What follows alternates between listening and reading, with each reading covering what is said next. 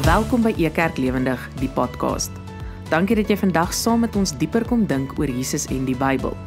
Ons hoop dat die boodskap jou sal inspireer, jou geloof versterk en dat jy sal sien hoe Jesus in jou lewe werk.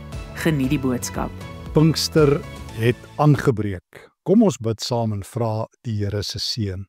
Here, baie dankie dat ons vandag op hierdie wonderlike dag U teenwoordigheid mag beleef. Gee Here dat U woord inderdaad soos wat U sê die lig vir ons pad en die lamp vir ons voet sal wees. Gee dat die Heilige Gees self die vuur in ons hart sal wees. In Jesus naam. Amen. Welkom Ekerk familie. Hulle sê Suid-Afrika is gevaarlik. Hulle sê die lewe is gevaarlik. Motoriste is gevaarlik. Wilde diere is gevaarlik. Facebook is gevaarlik. Dit het ek al agtergekom met sommige mense wat jy daar loslaat sonder 'n lisensie. Maar dis 'n ander gesprek. Maar feit bly, min mense indien eniges het al ooit vir my gesê die Bybel is gevaarlik. Daar moes, soos ek altyd myself herinner, 'n plakker voor in elke Bybel gewees het wat sê lewensgevaarlik. Dit gaan jou lewe verander. Van die Bybelse gevaar gepraat. Hoor net wat skrywe Paulus oor die Here se woord. Ek haal vir Paulus sommer self aan in 2 Timoteus 3 vers 16. Die hele skrif is deur God geïnspireer en deur sy gees aangeraak. Die skrif is lewensgevaarlik. God het daarop geblaas. Dit bevat sy asem, sy skrif. In Efesiërs 6 vers 17 sê Paulus dat die Bybel die swaard van die Heilige Gees is. Wat 'n lewensgevaarlike boek. Hierdie week by Pinkster staan ons stil by die gevaar van hierdie boek om ons lewe ingrypend te verander. Psalm 119 is ons gids van vandag tot en met donderdag aand. Van Psalm 119 gepraat. Daar was 2 Skotse leiers, kerkleiers, by die van Wishart in die 16de en 17de eeu het hierdie 2 manne geleef, daar by St Andrews in Skotland. Die eerste, Wishart, is doodgemaak as 'n protestant in die jaar 1546, daar in St Andrews. En die tweede, John Wishart, het gelewe van 1599 tot 51. In elk geval, hy is ook gevang op 'n stadium en in die tronk gegooi as kerkleier vir sy betrokkenheid met opstande teen die owerhede. En hy was ter dood veroordeel. En die oggend van sy publieke teregstelling het hy ook die keuse gekry wat elke ander persoon gekry het wat in publiek tereggestel is, om te sterf met hulle gunsteling psalm of gesang. En hy kies toe Psalm 119. Die mense sing en sing en sing. En uiteindelik, so teen 2/3 deur gesing, toe kom daar 'n brief aan wat hom vryskelp. So lyk vir my partykeer kan jy vir jou uit die moeilikheid uitsing met Psalm 119. Inderdaad, 176 verse. Dit is akrosties, laat ek gou verduidelik. Elke 8ste vers gebruik 'n volgende opeenvolgende letter van die Hebreëse alfabet. So ons het 22 maal 8 gedeeltes wat die 176 verse maak, wat die 22 letters van die Hebreëse alfabet gebruik. Wie is die skrywer? Ons weet nie, maar tog weet ons een en ander van hom. Ek lees in Psalm 119 vers 9. Hoe sal 'n jong mens sy pad suiwer hou? Kennelik veronderstel hy dat hy 'n jong mens is, maar dit blyk nog duideliker dat hy jonk is as ek na vers 99 blaai. Ek is verstandiger as al my leermeesters. Vers 100. Ek het meer insig as ouer mense. Hy is kennelik 'n jong mens. 'n Jong persoon wat deur die Here se woord aangegryp is en nie genoeg kan praat, met groter lof en vreugde kan praat oor hierdie lewensgevaarlike bron genaamd die Bybel, die wet, die woord van die lewende Here nie. En hierdie week is dit my gebed dat die Here ons gaan gryp en onderste bo-bal deur hierdie aangrypende Psalm. Vandag val die soeklig oor vanaf generies tot en met geseënd. Generies of algemeen. Dit is wat ook gebeur met die skrywer van Psalm 119. Hy vertel dat hy as 'n jong man baie lyding en swaar kry deurgaan. Hoor net, hy skryf in vers 84: Hoeveel dae moet die diensknegt nog wag? Wanneer gaan u my vervolgers straf? Vermeteles het vir my vangkuile gegrawe. Hy ly, hy kry swaar. Die woord generies of algemeen beteken alle mense kom iets oor. Nou deesdae lyk dit vir my is dit generies om te sê ek kry swaar, die lewe is hard, dis nie maklik nie, ek is keelvol, ek kan dit nie meer uitstaan nie. In die afgelope paar weke met die stories van vlugtelinge in oorloë en die moeilikheid in Suid-Afrika en waar ook al in die wêreld, het ek een ding agtergekom. Mense is meer morbied as ooit, minder hoopvol as ooit, almal kla, almal is omgesukkeld, almal is hoop verlore. Dit is generies, almal voel so.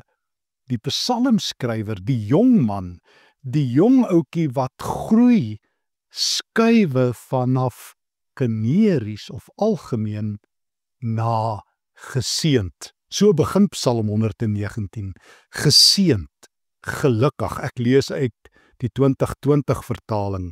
Hoe gelukkig is die mense wie se lewenspad onberispelik is. Dieselfde woord in vers 2. Hoe gelukkig is hulle wat sy bepalings nakom. Die Hebreëse woord asheree waarmee hy begin, is ook die Griekse woord makarios, waarmee Jesus die bergrede begin. Onthou jy? Geseënd, soos wat die vertaling dit vertaal, gelukkig, welgeluksalig. Dit is wat God jou toereken, ander die lewende God, die God van die aarde en die hemel, wanneer hy na jou toe kom en sy eerste woorde wat hy oor jou sê is, geseënd, gelukkig, welgeluksalig, bevoorreg. Dit is waarmee Psalm 119 begin. Dit is hierdie enkeling wat hierdie Psalm skrywe, se droom, se wens, se hoop, se diepste verwagting, dat elkeen sal oorkom, dat dit elkeen se voorland sal wees om te hoor die Here sê, gelukkig. So die vraag, hoe skuif ek vanaf generies algemeen, wat saam met die res net sê, kyk hoe gaan dit en hoe swaar dit is en wat moeilikheid eerste raak sien, na 'n gelukkige in God se oë. Want God sê waaragtig nie vir mense wat die hele tyd sê, kyk net hoe gaan dit en kyk hoe swaar kry ons en kyk net hoe elendig gaan alles, julle is gelukkig nie. Nee, God is nie blind daarvoor nie. Die psalmskrywer kry self swaar, maar hy het geskuif vanaf generies na gelukkig, na geseënd in God se oë. En hy deel, vandag wil ek 4 van sy geheime met jou deel uit hierdie reuse psalm. 4 geheime. Hy het die regte pad gekies, die regte pad waarop hy moet loop. Tweedens het hy die regte bron gekies. Derdens het hy die regte leermeester gekies. En vierdens het hy die regte hart. So die regte pad waarop hy loop, die regte bron wat vir hom die pad aanwys, die regte leermeester, die Here wat hom onderrig, en die regte hart. En dit is die hartklop, as jy wil, van Psalm 119. Kom ons begin met die regte pad. Ek lees saam met jou Psalm 119 vers 1. Hoe gelukkig is mense wie se lewenspad onberispelik is. Hoe gelukkig is hulle wat sy bepalings nakom, wat hom met hulle hele hart soek. Vers 3. Wat ook nie onreg doen nie, maar net sy paaie volg. En dan die vraag, die beroemde vraag van vers 9. Hoe sal 'n jong mens sy lewenspad suiwer hou deur dit te hou by u woord? So die psalmskrywer kies vir 'n pad. Die Hebreëse woord vir pad, derek, kom 712 keer in die Ou Testament voor en dit word dikwels simbolies gebruik vir die regte manier van leef. Nie net die regte pad fisies nie, dit word die wêreldbeeld. En daarom gebruik die hele Nuwe Testament dit ook so. Ek het sommer 'n paar tekste wat jy ook sal ken, het ek nader gewink om net die belangrikheid van die regte pad te deel. Hoe anders as om te begin by Matteus 7 vers 13 en 14, waar Jesus sê, natuurlik is dit nie maklik om te doen wat die Bybel vra nie. Die pad wat na God se nuwe wêreld toe lei, is baie moeilik en bittersmal. Min mense loop daarop omdat dit baie opofferings vra. Aan die ander kant is die pad wat na die hel toe lei maklik om op te loop en baie breed. Baie mense loop daarop. Span julle daarom in om op God se smal pad te bly loop. Jesus verstaan die lewe as twee paaie, die smal pad en die breë pad, die pad van God en die pad van die dood. Dit is 'n manier van leef. Hoor wat skryf Jesaja 35 vers 8 tot 9. Hierdie is van die mooiste vergete woorde ooit in die Bybel. Daar staan 'n groot pad deur die woestyn, ek lees weer. Daar sal 'n groot pad deur die woestyn loop en dit sal bekend staan as die gewyde pad. Onrein mense sal nie daarop loop nie. Dit sal net wees vir mense wat reg lewe. Dwaase sal nie meer op daardie pad loop nie. Daar sal nie leeu's op daardie pad wees nie. Daar sal nie roofdiere oploop nie. Hulle sal nie daar kom nie. Net mense wat deur die Here gered is, sal die pad gebruik. Die Spreuke boek wemel van hierdie pad. Hier hoor ons by Jesaja 35 vers 8 tot 9 van die pad. Ons hoor by Jesus van die regte pad. Jeremia 6 vers 16, so sê die Here, staan by die kruispaaie en kyk en vra na die ou paaie, vra watter pad is die beste en loop dit, dan sal jy rus vind. Wel die skrywer van Psalm 119 skuif vanaf generies na geseënd, want hy is op die regte pad, hy loop daarop, op die pad van die Here. Ononderhandelbaar. Nie 'n keuse nie hierdie pad en daai pad nie, jy soek die regte pad en jy loop daarop. Hoe sal 'n jong mens sy lewenspad suiwer hou? Deur op die Here se pad te loop. Tweedens, so heel eerste hy die regte pad ontdek. Tweedens, die regte bron. Die regte bron, hy sê dit vir ons, deur te hou by u woord. Nou, Psalm 119 gebruik 173 keer verskillende verwysings na die wet of die woord van God. 8 sinonieme kom amper in elke vers begin met u woord, u wet, u voorskrifte, u bepalings. Ek gaan nou nie die Hebreëse woorde vir jou noem nie, maar ek kan dalk die Hebreëse woord dabar, die woord, kom baie volop voor. Torah kom baie volop voor en 'n klompie ander Hebreëse woorde. 173 keer hoor ons die Here se padwyser is die woord. Kan ek dit weer sê? Hoe weet jy is op die regte pad? Jy leef die woord. Hoe sal 'n jong mens sy lewenspad suiwer hou? Deur te hou by u woorde. Daar is nie 'n ander manier as jy God se pad wil loop nie. God se pad, sê Psalm 119 vers 105. Ons ken vers 105 ook, dis 'n klassieke vers. U woord is die lamp vir my voet en die lig vir my lewenspad.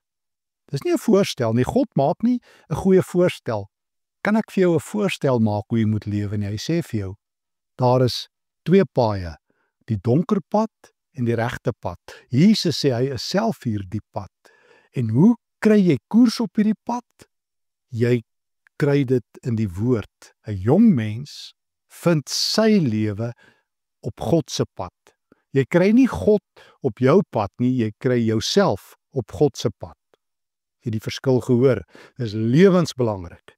Jy kry nie God op jou pad nie, jy kry jou pad belyn met God se pad. Jy skuif, jy verwissel van baan, van snelweg na die regte pad toe.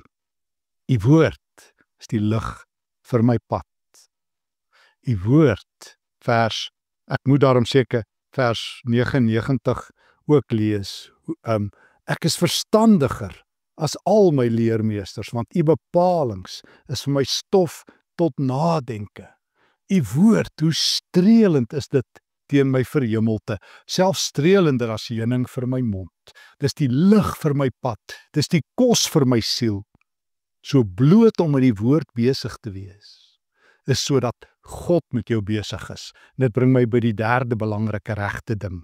So Psalm 119, hoe skuif ek van generies tot geseend? Ek kom met die regte pad. Ek kom met die regte bron, naamlik die woord. En derdens kry ek vir myself die regte leermeester. En ek lees in vers 12, ek kry die regte leermeester.